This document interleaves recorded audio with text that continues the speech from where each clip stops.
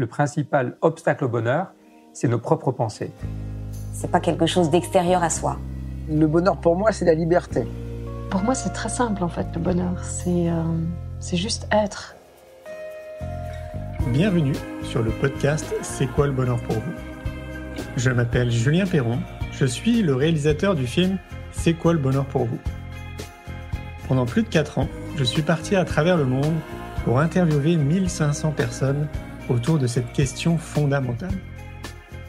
À travers ce podcast, on parlera bien-être, développement personnel et médecine douce. Je vous souhaite un merveilleux voyage sur la route de la connaissance de soi.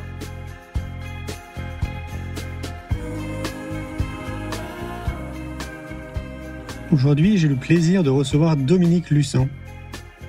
Dominique est présidente fondatrice depuis 2001 d'Harmonic Vision, un centre de recherche et développement sur les états de la conscience et la création de valeurs globales. Elle a mis au point une grille de lecture de 7 états de conscience et montré leur relation avec 7 niveaux de pratique professionnelle qui vont créer de la valeur globale.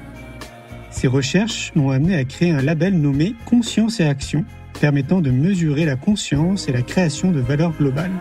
Son objectif est de créer des lieux exemplaires, conscience et action de niveau 4 à 7, dont les pratiques professionnelles vont régénérer l'écosystème individuel et collectif de la planète. Ces recherches l'ont amené à créer une méthode pédagogique nommée CESIA, Conscience, Exploration, Stabilisation, Action, sur la base de laquelle elle anime de nombreux séminaires sur le thème de sa recherche, exploration de la conscience et création de valeurs globales. Je vous souhaite une belle écoute. Bonjour Dominique. Bonjour Julien. Eh bien, merci de venir sur Montpellier. Alors, je te laisse te présenter. Qu'est-ce que tu fais dans la vie de tous les jours, Dominique, pour accompagner les parents, les enfants, les enseignants ? D'abord, j'ai un parcours de vie. Dans ma première vie, j'étais chimiste, économie. J'ai travaillé 12 ans dans l'industrie, puis psychologue et ethnologue. Et je pratique le yoga depuis l'âge de 11 ans. C'était vraiment ma trame de base à la suite d'un accident où des états extatiques ont émergé et où ma quête ne s'est jamais arrêtée. Donc, j'ai eu envie de la partager à un moment donné. Et organisation de séminaires sur les états d'être, une étude maintenant que je suis en train d'écrire sur plus de 1600 personnes, avec une partie sur les enfants entre 4 et 18 ans, dont on a pu mettre en évidence le développement de l'identité d'être à différents âges et qui pouvait générer donc des pratiques professionnelles régénératrices de l'écosystème dans sa globalité, mais aussi une meilleure gestion de ses capacités émotionnelles et mentales qu'on peut mettre au service de sa vie, tout simplement, sa mission d'être et d'action. C'est génial. On ne parle pas souvent d'état d'être dans notre quotidien. C'est quoi un état d'être ? En effet, on a 98% de la population qui ne pense pas à être. Dans cette étude, on a pu mettre ça en place. On a 20% des personnes qui disent ne pas sentir d'état d'être positif dans leur vie. 77 personnes qui disent avoir besoin d'un déclencheur extérieur pour sentir un état d'être positif. Donc, on va avoir besoin, le premier déclencheur, ça va être la nature. Le deuxième, on va être sur l'avoir, une voiture, une robe, une maison. Le troisième, c'est la famille. Le quatrième, c'est le travail. Le cinquième, c'est les loisirs. Et le sixième m'échappe. C'est très proche du documentaire que j'ai réalisé en amont qui s'appelle « C'est quoi le bonheur pour vous ?» Une personne sur 4 est incapable de donner une définition du bonheur. Et oui. Et donc, ça, c'est le niveau 2, déclencheur extérieur, 77% de la population. 2% de la population dit sentir des états d'être positifs de temps en temps, bien que tout aille mal autour d'eux. C'est-à-dire qu'ils vont dissocier l'événement, qui peut être difficile selon notre société, et leur état intérieur, 2% seulement. 1% peut dire « je sens un état d'être positif sur commande ». C'est-à-dire, je le décide, j'ai le choix de ça, je sais que j'ai le choix. 5 disent, je suis cet état, je suis la joie, l'amour, la paix, je sais que j'en suis porteur dans ma vie. D'autres peuvent dire, je crée la joie. Je sais que quand j'arrive quelque chose, ma première mission, de la même façon que quelqu'un va être charpentier, menuisier, agriculteur, qui a une compétence de faire, quelqu'un va pouvoir dire, j'ai une compétence d'être, de créer la paix, la joie, la reliance autour de moi. Ensuite, on est dans je rayonne ça, je transmets, j'enseigne ça. Voilà. Donc 9 niveaux d'identité d'être. Et on voit bien que pour l'instant, on est quand même à 97% dans du 1-2, ce qui va générer des comportements différents. Qu'on pourra décrire si vous le souhaitez un peu plus tard. Oui, complètement. Ça veut dire quoi ? Ça veut dire qu'on apprend à être ? Oui. D'accord. Oui, on a montré donc dans notre recherche, là auprès de plus de 1100 personnes, que première hypothèse, les états d'être positifs peuvent faire l'objet d'un apprentissage et d'un développement. C'est-à-dire non seulement on peut les apprendre, mais aussi on peut les développer. Par exemple, on a 77% de la population qui dit sentir un état d'être via l'extérieur et qui arrive à maintenir sur à peu près, on va dire, moins de 3 minutes un état d'être. Au-dessus de 3 minutes, on diminue considérablement les choses. Waouh, ah oui, c'est quand même pas beaucoup. Non, 3 c'est pas minutes. beaucoup. Ah, d'accord. C'est pas beaucoup. Et donc, il y a des techniques. Et on a 50% des gens qui disent moins de 1 minute. Waouh, Ouais. 50%. Moins de 1 minute. Ah oui, c'est énorme, d'accord. Donc on pourrait se poser la question, quand des gens disent « je ne me sens pas aimé dans ma vie », qu'est-ce que ça signifie? Est-ce que je suis capable moi-même de sentir l'amour en moi sur simple intention, de me sentir porteur d'amour? Et si j'avais trop d'amour de l'extérieur, est-ce que je serais capable de l'accepter? Ah, c'est des grandes questions philosophiques. Et oui, ça nous remet vraiment en question en disant j'ai besoin d'amour autour de moi, je n'en ai pas et j'en attends de l'autre. Donc identité d'être 2, j'attends de l'extérieur un déclencheur extérieur qui va générer chez moi quelque chose. Donc j'ai besoin de l'autre pour ça, je ne peux pas y arriver. Et donc quelqu'un qui dit je n'ai pas d'amour ou de joie ou de paix dans ma vie, est-ce que ça signifie quoi? Je n'arrive pas à les créer moi-même, voyez? Dans quoi rentre-t-on? Mais si j'en avais autour, est-ce que je pourrais les voir, les percevoir? Vers quel champ de conscience ou morphique je vais aller autour de moi? Quel choix de personne, de métier je vais faire au regard de ça? Ça nous interroge sur notre responsabilité. Complètement, mais est-ce que ça peut être pas lié aussi au conditionnement sociétal, quoi, tout simplement? Absolument. Okay. On n'a pas appris à être. 98% des gens ne pensent pas à être. On pense à avoir une maison, à faire un métier, à se former pour ça. On n'imagine même pas pouvoir d'abord être, tout simplement, la joie, la paix, l'amour. Et nous avons montré qu'il y a des stades de développement de ces états. C'est quoi ces stades? Alors, avant 4 ans, donc l'enfant va être complètement en empathie avec son père, sa mère ou son environnement proche, des états associés.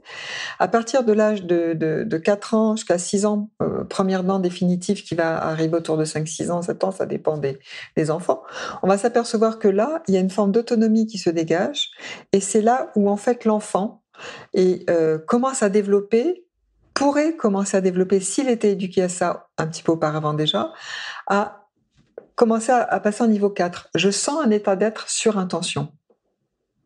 Entre 5 ans, la première dent définitive et l'adolescence, les signes d'adolescence, eh bien, c'est l'état idéal pour développer ce que j'appelle moi l'essence, c'est-à-dire les états les plus faciles, naturels pour nous, où on n'a pas besoin d'effort. C'est pas des états auxquels on aspire, c'est des états qui sont simples pour nous. Voilà. Et donc un enfant pourrait monte dans son identité d'être, c'est ce qu'on a pu constater dans cette étude, entre la première dent définitive et les premiers signes d'adolescence, sur son identité. Je sens un état sur intention, je suis cet état, je peux créer cet état, je peux rayonner cet état, je peux le transmettre par le silence ou le verbe, peu importe, et je peux l'enseigner par ma simple et belle présence. Voilà. Cette identité d'être-là, sur de l'essence, peut se développer entre la première dent définitive et l'adolescence. Donc, on a encouragé des cercles familiaux ou d'amis où l'enfant va être conforté dans cet espace où il pourrait y avoir tout simplement les parents organisent en fait le soir quand les enfants rentrent 2-3 fois par semaine de la danse, du chant, sur des états d'être que les enfants choisissent par exemple. On a plein de jeux pédagogiques associés à cela et on a vraiment constaté qu'il y avait un centrage d'être qui se produisait et qui donnait des enfants, des adolescents ensuite, qui allaient naturellement vers des voies en toute confiance, une confiance intérieure qui se met en place. À l'adolescence, deuxième cercle, alors des fois, parfois on mélange les sexes, donc enfants, les adolescents masculins-féminins, parfois on les dissocie, voilà, ça dépend des pratiques. Et là, c'est vraiment du partage sur qu'est-ce que je suis venue transformer dans ma vie? Par exemple, des enfants qui sont sujets à la colère, d'autres à la tristesse, d'autres au vague à l'âme. On leur fait identifier ce qu'on appelle les lignes d'être. Les lignes d'être, je vais prendre un exemple, le feu. Imaginons qu'un enfant est diagnostiqué superactif. C'est comme ça que notre société les appelle aujourd'hui. Donc beaucoup d'énergie, beaucoup de feu. Eh bien, dans le feu, on peut vivre la rage, la haine, la violence, la colère, l'irritabilité, l'agacement, l'impatience. on va dire ça qu'on est en ligne basse, entre guillemets, c'est-à-dire qu'on subit un petit peu ça, ou les autres les subissent. Et cette ligne de feu peut être transformée en vitalité, en enthousiasme, en dynamisme, en vaillance, en courage, en force, en énergie, en puissance, en lumière. Tout ça, c'est la même ligne. Et on a remarqué que les gens qui étaient dans l'identité de type 4, c'est-à-dire je sens sur intention, pouvaient percevoir les événements difficiles de leur vie ou jugés difficiles jusqu'à même temps, qui avaient pu être des traumatismes, des blessures, des blocages, des mémoires, comme des densités, des réservoirs, des opportunités, je monte en ligne d'être, 5, 6, 7, des missions d'être, des puissances de vie, des puissances des compétences d'être et d'action. Voilà, on a constaté ça. Et ce phénomène-là, dès l'adolescence, eh bien, on peut commencer à le travailler. C'est-à-dire qu'on fait identifier aux enfants, bien avant, ils connaissent les lignes d'être, mais quelles sont les lignes d'être avec lesquelles ils ont à travailler, c'est-à-dire quels sont les endroits les plus difficiles qu'ils peuvent connaître et en quoi ça peut se transformer. Parce que dans l'étude, nous avons constaté que dans ces lignes, entre guillemets, subites, d'émotions subies, eh bien, 80% des transformations se font sur la même ligne. Et après, on a 20% de transformations dites spécifiques. Voilà, je ne vais pas trop rentrer dans le détail, mais voilà. Donc, on a la ligne de feu que je viens de décrire, la ligne d'eau, les pleurs. On peut pleurer de tristesse, de désespoir, mais on peut aussi pleurer de grâce, de beauté, d'amour, de sentir une source d'inspiration infinie. Pour ça, parfois, des artistes ont besoin de stimulation de mélancolique. En fait, c'est la grâce, tout ce qui est larmes, etc. Elle peut être vécue autrement. La structure, on peut la vivre en enfermement, mais on peut être capable d'organiser, de structurer et avoir de grandes compétences sur le sujet. Sur l'espace, on peut être dans le désespoir, le néant, ou alors on peut rentrer dans la contemplation, la vacuité, la création pure. Voilà. Donc il y a des dizaines sur cette ligne d'être, des dizaines d'états qu'on a pu collationner au fur et à mesure de toutes ces années et voir en quoi les personnes pouvaient transformer cela. Donc là, j'imagine que c'est à l'échelle plutôt nationale, on reste sur le territoire français. Européen, d'accord. Parce qu'effectivement, ça aurait été intéressant aussi du coup d'avoir des comparaisons, quoi. Oui. Est-ce qu'on est pareil dans notre état d'être, je sais pas, en Finlande par exemple, parce qu'on sait que le système éducatif en Finlande est un peu plus performant visiblement que le nôtre. Est-ce qu'on est différent dans d'autres pays? T'as des idées parmi... Alors, ce qu'on a pu constater, c'est qu'en effet, la perception de l'enseignement ou les valeurs éducatives ou les techniques d'éducation sont différentes en fonction des pays. En Finlande, il y a de magnifiques expériences qui sont faites. Mais vraiment, l'éducation de l'être dans le cycle de la vie tel qu'on l'a formalisé là, je l'ai pas vu dans d'autres endroits. C'est vraiment une recherche étayée, scientifique, qui nous a montré vraiment ces différents cet espace de développement des états d'être. Et en fait, on s'aperçoit que dans notre société, on n'éduque pas du tout à être. Donc, en fait, ces états sont complètement sous-alimentés et s'étiolent avec le temps. Alors, ce qu'on a pu constater aussi avec les mamans enceintes, donc j'ai 27 mamans que j'ai suivies, et par contre, je ne mettrai pas ça dans l'étude parce que je vais en faire beaucoup plus pour asseoir un peu plus ce que je vais dire maintenant, mais ce sont des pistes. On s'est rendu compte que quand une maman est enceinte, elle a des états d'être qui viennent et qui ne sont pas habituels pour elle. Alors, on va dire oui, c'est le système hormonal, etc.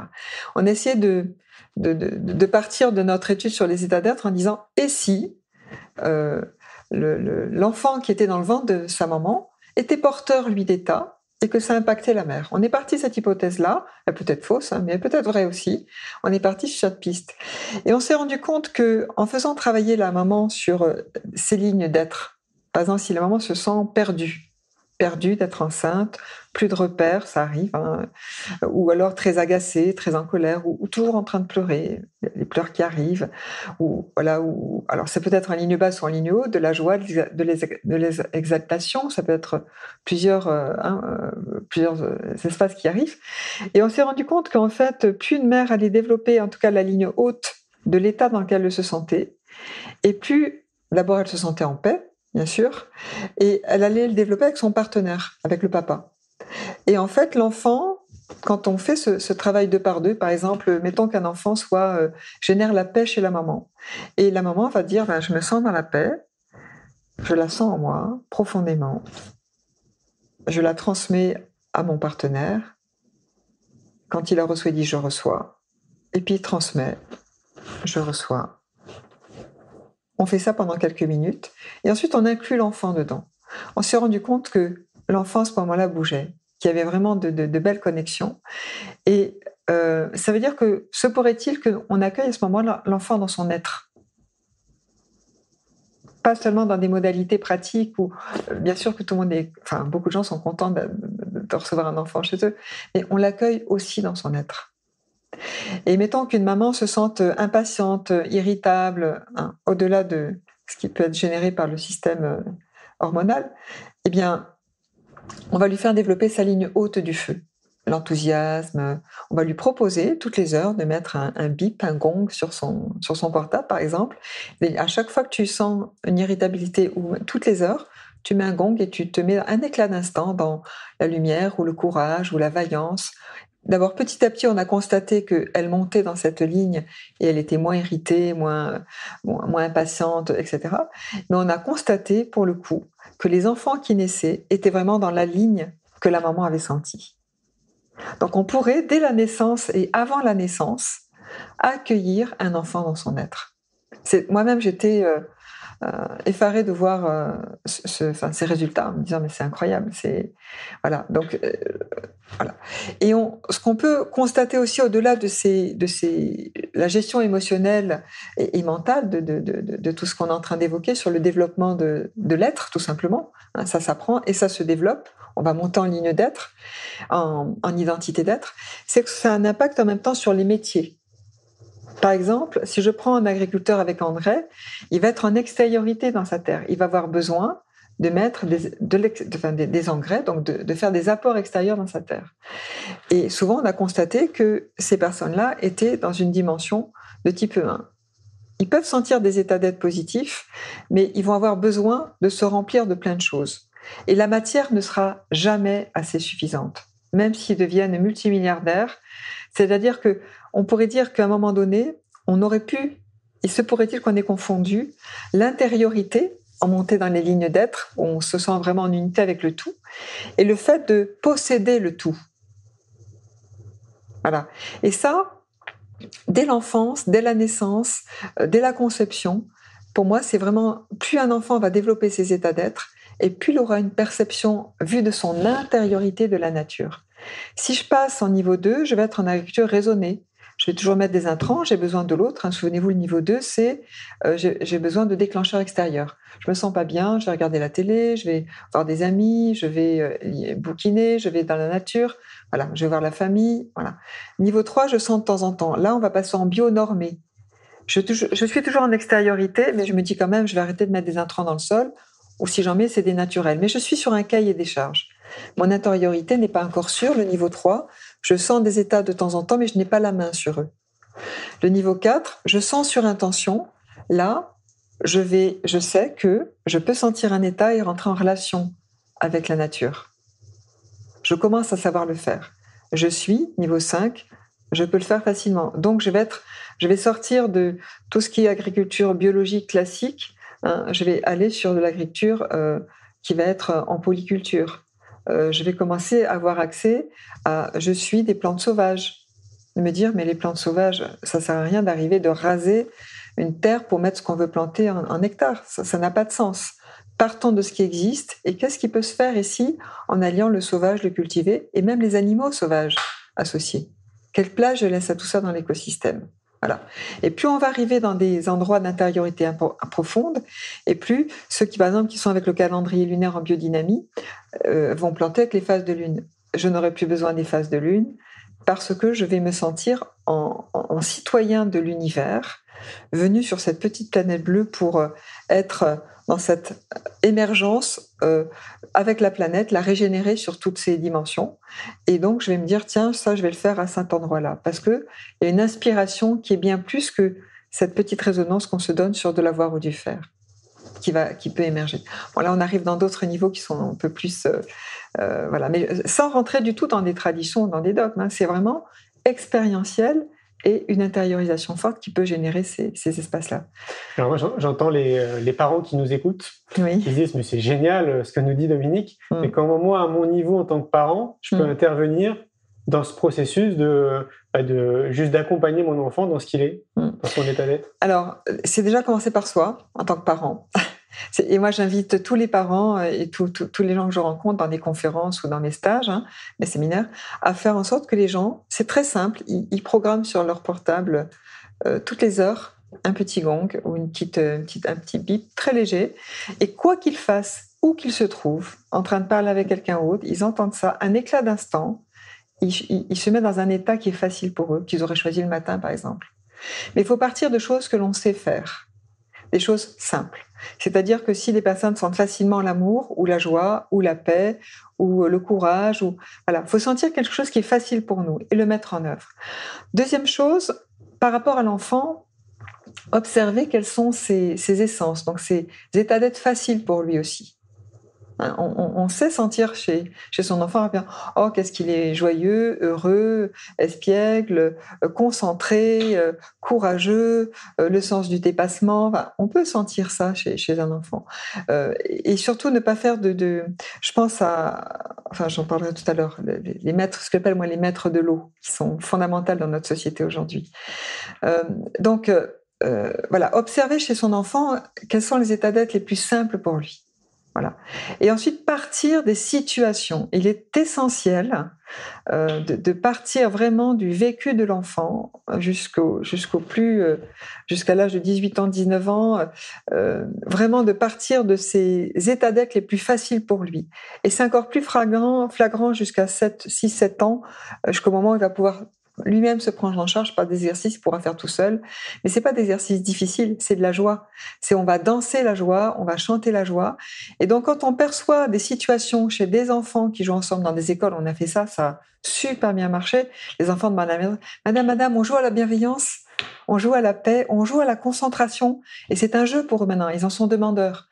Mais l'institutrice est partie des états qu'elle sentait dans le collectif. Elle a dit « Ah, je vous sens... Comment vous vous sentez maintenant ?» Alors, de la joie, donc tout le monde... Allez, on va danser la joie, mais un peu de musique et tout le monde danse la joie. Il faut partir en tout cas, tout petit de ces états-là. Ce qui veut dire qu'on peut l'intégrer, à t'écouter, dans le cadre de l'éducation, dans n'importe quelle école. Exactement. C'est facilement applicable. Très facilement, et dans la famille. Ok. Combien de parents aujourd'hui, on n'a peut-être pas le temps avec cette vie, mais il faut prendre le temps de ça, c'est important pour nous et pour nos enfants. C'est d'arriver, de dire, 3 fois par semaine, mais fixer des choses. Parce que le fait de fixer des choses va donner une structure à ça, un corps à ça, une habitude à ça. Et l'habitude va générer l'habitude. Et si c'est l'habitude d'être, ce sont de bonnes habitudes. C'est évident, oui. Ça me fait penser, quand tu parles de ce petit gong, qu'on pourra avoir régulièrement dans la journée. Ça me fait penser à Thich Nhat Hanh et la pleine conscience. J'imagine que tu connais Thich Nhat Hanh. Oui, je connais de nom, mais je ne pratique pas. Le village des pruniers. Ah, j'en ai entendu parler. Ouais. En fait, moi, j'y suis allé dans le cadre justement d'interviews autour du bonheur. Et la particularité sur place, parmi plein d'autres, c'est qu'à un moment donné, dans la journée, il y a plein de gongs. Et quand il y a un gong, justement, l'idée, c'est tu arrêtes ce que tu es en train de faire. Stop, oui. Tu stops et tu reviens vers toi. Gurdjieff pratique beaucoup ça à l'époque. Okay. Je trouve que c'est assez proche. Et oui. Et ça marche. Oui, voilà, c'est ça. Donc, c'est toutes les heures, mettre en place prendre ces états, et du coup, les états vont avoir l'habitude de revenir. Inconsciemment, ils vont se mettre en place. Ça va structurer nos différentes habitudes à partir des états d'être. Mais tu devrais faire force de proposition auprès de l'Éducation nationale. Écoute, je suis en train d'écrire en fait l'étude, donc c'est très long parce qu'il y a beaucoup de statistiques associées. Et de là, je vais sortir plusieurs livres et des outils pédagogiques qu'on expérimente dans les Cévennes, dans notre lieu. Là, on va avoir un séminaire famille dans pas longtemps. Mais voilà, donc tout ça va bientôt sortir et il y aura toute une phase en ligne gratuitement pour tous ceux qui veulent. Il y aura bien sûr des séminaires et de formation d'éducateurs à cela. Mais ça peut être intégré, ces jeux pédagogiques, dans n'importe quelle pédagogie. Voilà, on peut les intégrer aussi bien dans l'éducation nationale qu'ailleurs, dans n'importe quelle pédagogie. En fait, cette petite place sur l'être peut être intégrée. Ouais, complètement. Voilà, c'est très simple. Moi, je réagis toujours de manière un peu globale. Oui.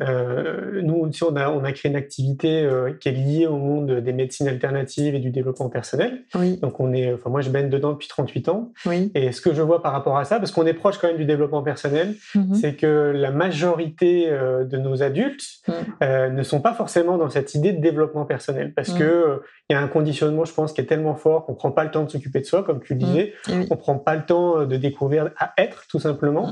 Et je me dis, ces personnes qui nous écoutent, qui vont forcément être d'accord avec ce que tu dis, est-ce qu'elles ne peuvent pas se sentir un petit peu frustrées et se dire, ouais, mais moi, ça me parle, mais en même temps, je ne sais pas si ça me correspond, quoi. Tu vois ? Eh bien, ça dépend. Tu vois, au regard de cette, je reviens sur les différents types d'identité d'être. Tu vois, je vais parler de thérapie humaine et de thérapie d'être maintenant. Sur le niveau 1, on va parler de traumatisme. Une personne va parler de son traumatisme. Sur du niveau 2, donc je sens un état d'être via l'extérieur, on va commencer à parler de blessure. C'est déjà moins fort qu'un traumatisme, on le vit en tout cas intérieurement c'est moins imprégné. Ensuite, au niveau 3, on va parler de blocage ou de mémoire. Blocage transgénérationnel ou de vie antérieure, peu importe les concepts, mais de blocage, ça bloque. Voilà. Au niveau 4, on va commencer à dire ça, c'est des densités qu'il va falloir que j'ouvre. Comment je vais les ouvrir ? Grâce à cette essence, cette identité d'être dont je parlais, toutes ces heures. Si on fait toutes les heures un bip, eh bien petit à petit, on va passer au niveau 4. Je sens un état sur intention. Et ça veut dire qu'au lieu de parler de traumatisme ou de blessure ou de blocage, eh bien je vais changer de compagnie, je vais dire ça, c'est une densité et je peux l'ouvrir grâce à mon état d'être positif. Au niveau 6, je peux les ouvrir à 100%.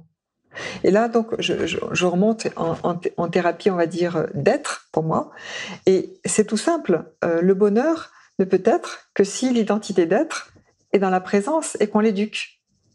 Mais si on ne l'éduque pas, on la laisse tomber en désuétude et on va vivre dans la souffrance. Alors, peut-être un levier de motivation pourrait être, est-ce que je vais avoir besoin toute ma vie de déclencheurs extérieurs, d'organiser ma vie comme ça ? Ou est-ce que tout simplement, en étant, je vais dans une vision intérieure et donc extérieure, je vais percevoir la beauté de ce que je suis et donc je vais être capable de percevoir la beauté du monde. Et parce que je vais percevoir l'autre dans sa beauté, eh bien, il va pouvoir se trouver beau dans un premier temps et lui-même rayonner sa beauté. Et du coup, on va arrêter d'avoir une société de consommation telle qu'on l'a, de détruire les animaux. Je ne sais pas comment, dans un siècle, on va nous considérer dans notre siècle-là. Je ne sais pas, mais en tout cas, moi, je trouve ça épouvantable. Et et j'ose espérer que dans un siècle, on pourra dire c'est épouvantable. J'espère, et peut-être beaucoup moins. Je crois en effet qu'en une génération, on peut changer tellement de choses, ici, maintenant, en un éclat d'instant. Je crois beaucoup à ça. C'est un état intérieur, c'est un niveau d'identité d'être. Si on est donc d'accord sur le fait que tout part de l'éducation, comment, dans un premier temps, quel est ton regard sur notre système éducatif ? Aujourd'hui, je pense qu'on a un système éducatif qui est au regard de l'identité d'être de ce que j'ai décrit dans les statistiques. C'est-à-dire qu'on est dans du 1-2, on est dans du contenu. Alors, le 1, 2, 3, on est dans du contenu. C'est-à-dire qu'on va donner des recettes à des gens en attendant que quelque chose se passe. On va être normatif, en fait. On a besoin de plus en plus de normes. Et on n'a pas forcément besoin, mais en tout cas, on en a de plus en plus. Et donc, on est dans une identité de type 1, 2, voire 3. Voilà, dans l'éducation, c'est là qu'on est aujourd'hui. Et des systèmes d'éducation plus créatifs vont nous amener petit à petit vers des espaces plus hauts.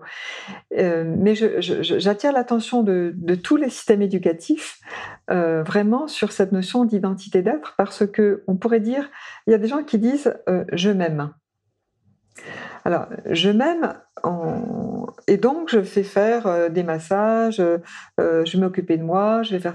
Oui, mais on est encore au niveau 2 dans l'extériorité. Alors, c'est déjà pas si mal, c'est mieux que du 1, on va dire. Mais ça ne va pas suffire à un moment donné. Il faut vraiment mettre en place ce qu'on évoquait, du collectif, du partage, des états, s'entraîner à sentir des états, s'entraîner à sentir la relation aux animaux, aux végétaux, à la terre. Dans l'éducation, donc de ce que l'on fait aussi dans les Cévennes, c'est qu'on entraîne, entre guillemets, on demande aux enfants, aux jeunes, aux ados d'aller contacter un arbre et de recevoir des messages des arbres, ou des animaux, ou de la rivière qui coule, ou d'autres espaces. Ça devrait être naturel. Alors, venir Dominique, elle a fumé la moquette, voilà.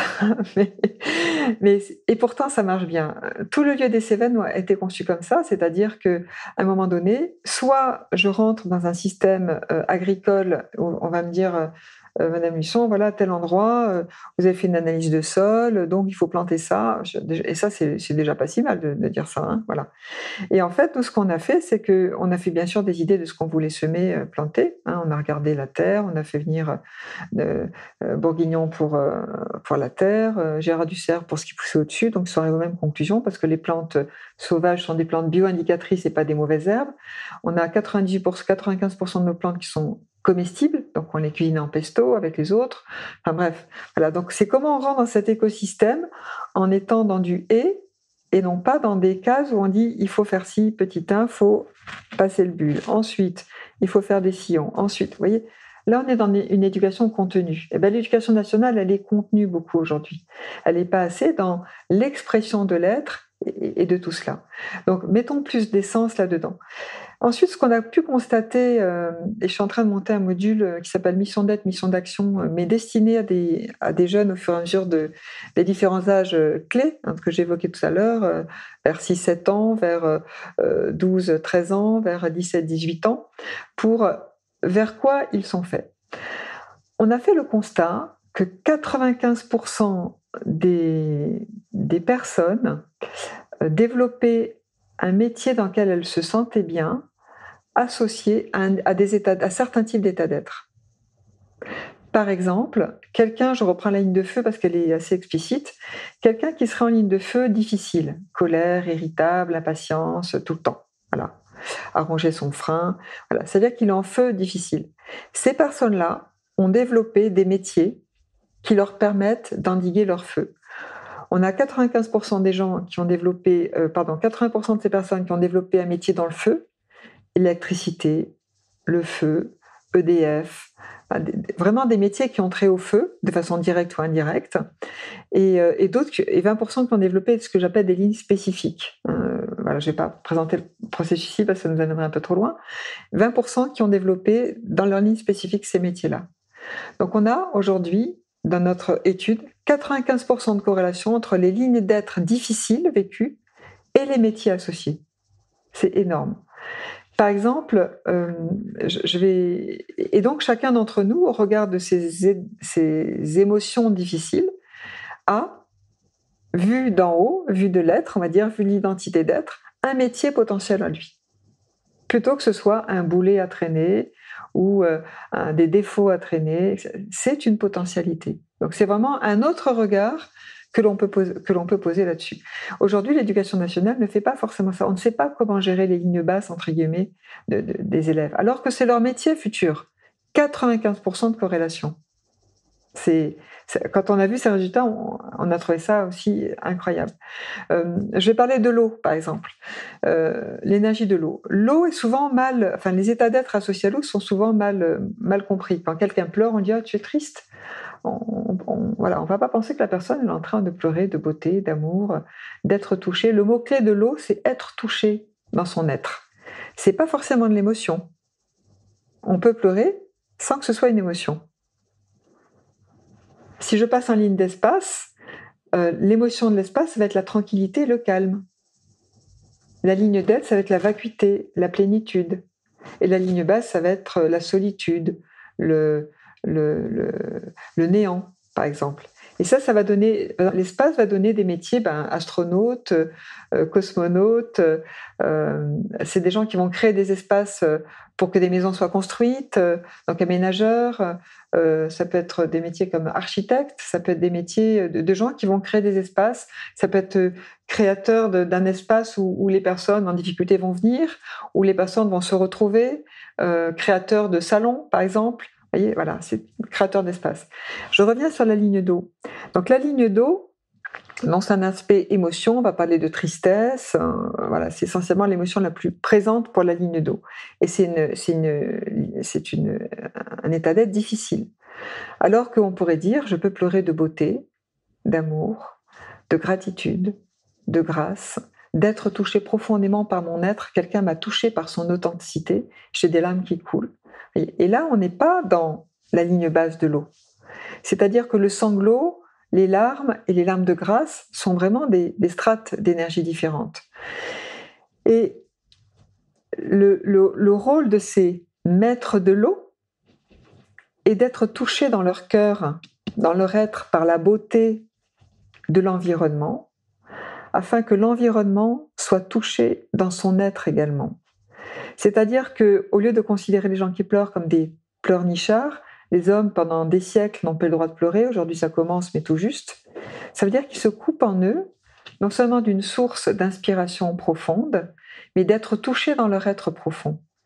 Donc, maître de l'eau, réveillez-vous. Et on a constaté que 95% des personnes qui avaient l'eau en difficile, donc pleuraient de dépression, de désespoir, de mélancolie, de tristesse, de nostalgie, tous ces tempéraments un peu sous l'eau, on va dire, qui s'identifient à ça et ils ne savent pas comment en sortir, eh bien déjà ils peuvent développer la ligne haute de l'eau, pleurer d'observer la beauté d'une rose, d'une fleur, d'un enfant, d'un paysage, notre planète vue du ciel en disant « Oh, c'est extraordinaire, toute cette beauté-là », voilà, et se laisser toucher par la grâce de cela, petit à petit, donc s'entraîner en ligne haute, prendre conscience qu'ils sont des gens très importants, parce que grâce à eux, chacun va pouvoir développer par leur résonance d'être touché dans son être. J'appelle ça les maîtres de l'eau. Donc maîtres de l'eau, réveillez-vous afin de réveiller le monde à son être et de permettre au monde de percevoir le beau en chacun et que chacun soit senti beau dans le regard de l'autre et puisse percevoir la beauté à son tour. Voilà, ça c'est un travail. Et on a constaté que 95% de ces gens qui subissaient l'eau développaient des métiers associés à l'eau, faire des jus, faire du vin, compagnie des eaux, s'occuper des courants d'eau, avoir besoin d'aller dans l'eau souvent,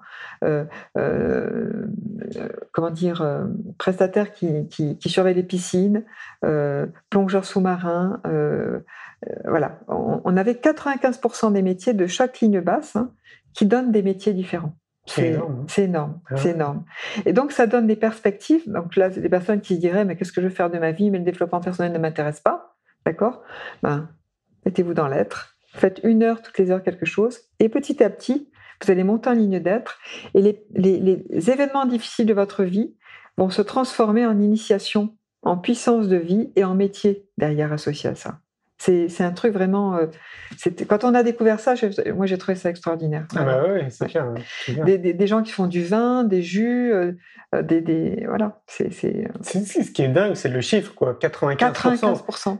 C'est incroyable. Énorme. Sur 1600 personnes. Oui, 1636. C'est énorme.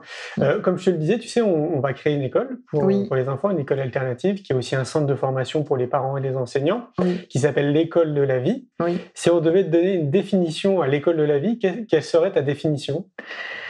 Ça pourrait être éduquer à être dans toutes ses dimensions afin de percevoir l'être en chacun sur cette planète. Et donc, dans ses actions, sa vision, ses actions et son métier, régénérer l'écosystème. Mais du coup, par le plaisir et et non pas par le « il faut faire », tu vois. Parce qu'une fois que l'identité d'être est là, tout est fait naturellement. On n'a pas à se forcer à avoir des normes en disant « il faut faire ci, il faut faire ça ». On sait ce qu'on a à faire. On n'a plus besoin de normes.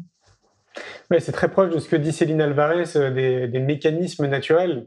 Finalement, on a des mécanismes naturels que le système nous coupe dès notre plus tendre enfance. Oui. Alors que si on suivait tout simplement ces mécanismes naturels, on peut imaginer qu'a priori, on serait un peu différent. Et oui, mais il faut... Alors du coup, il faut...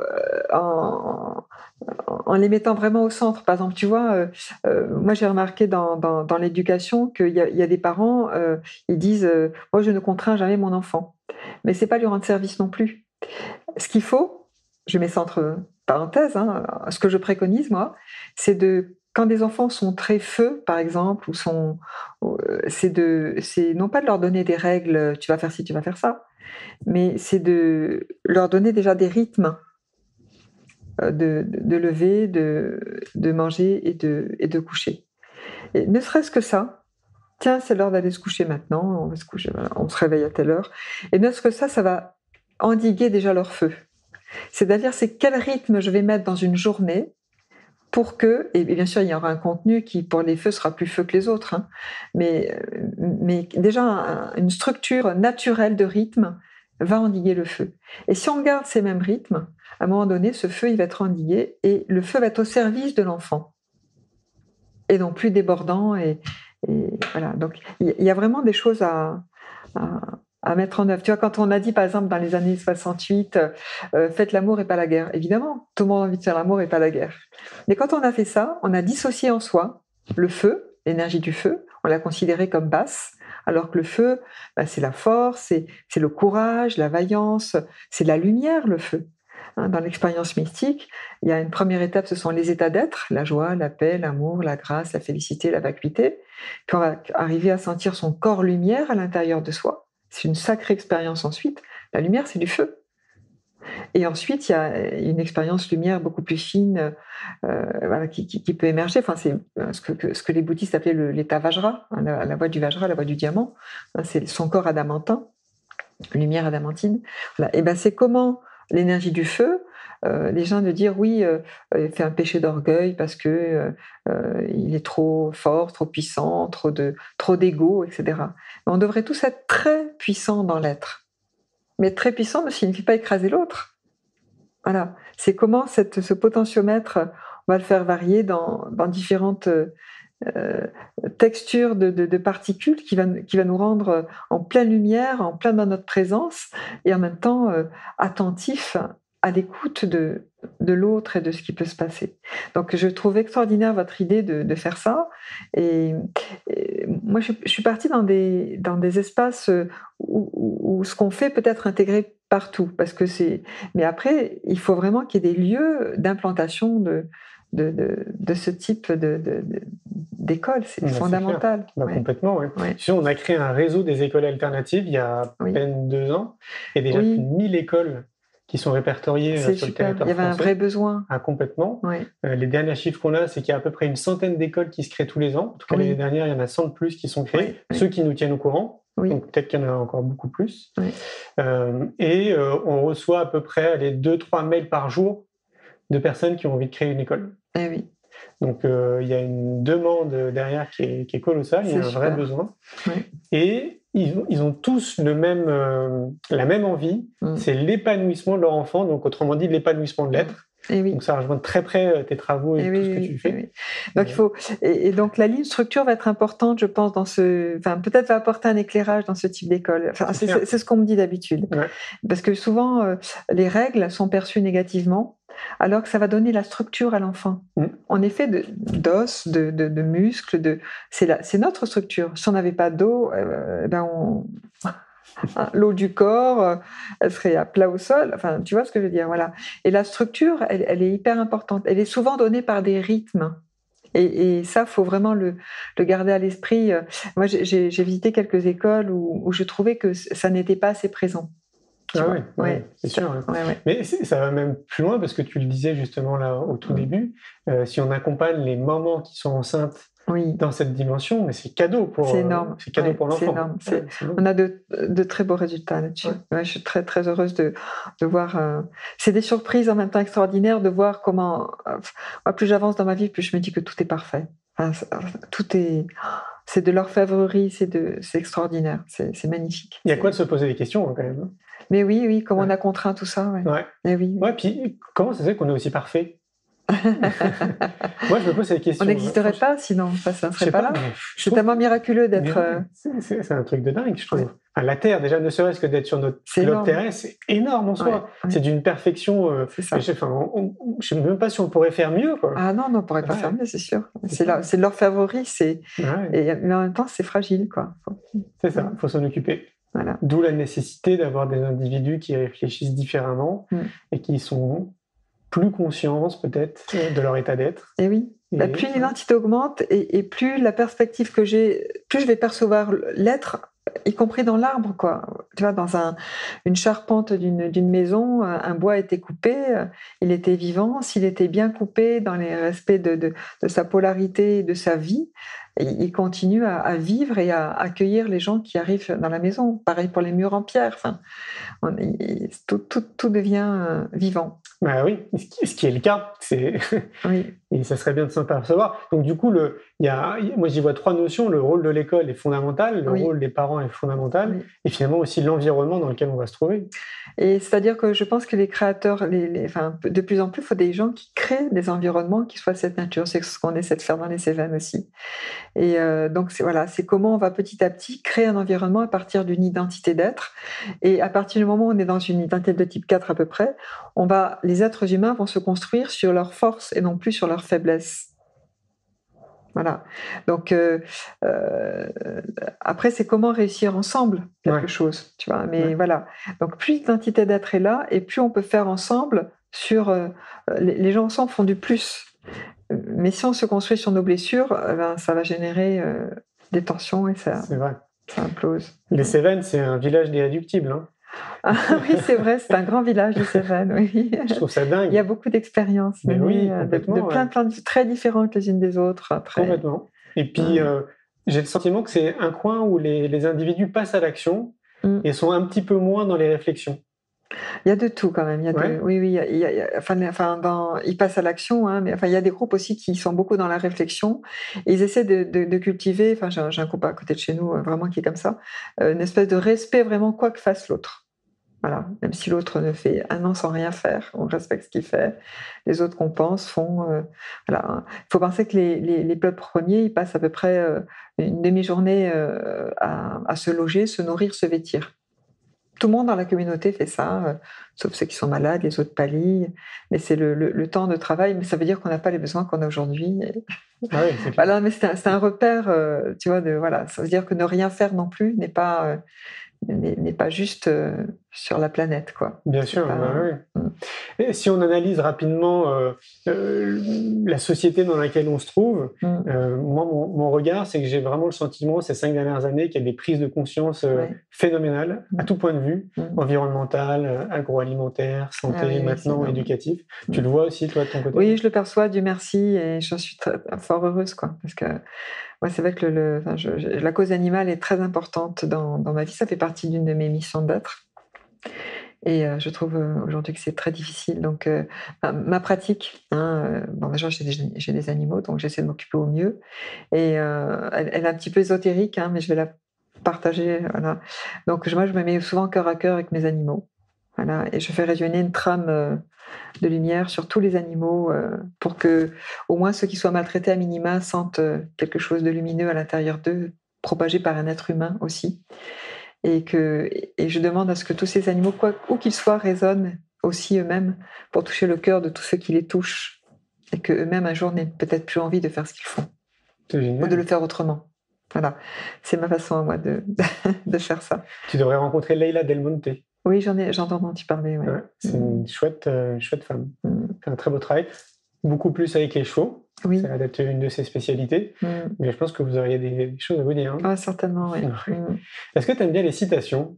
Oui, pourquoi pas. Enfin, j'en ai pas en tête. Mais... T'en as pas en tête? Parce que je vais te demander, est-ce qu'il y a une citation que tu affectionnes peut-être plus qu'une autre? Moi, c'est celle de Gandhi qui dit « Sois le changement que tu veux voir dans le monde ». Ah, je trouve très belle. Parce que je trouve que elle résume tout. Oui, c'est vrai. Ouais. Moi, j'ai envie de dire développer votre identité d'être afin de percevoir le beau chez l'autre et que l'autre se sente beau et puisse percevoir le beau chez l'autre. Et que cette chaîne ne jamais s'arrête et continue à l'infini. Voilà. Merci beaucoup, Dominique. Merci, Julien, pour tout ce beau travail.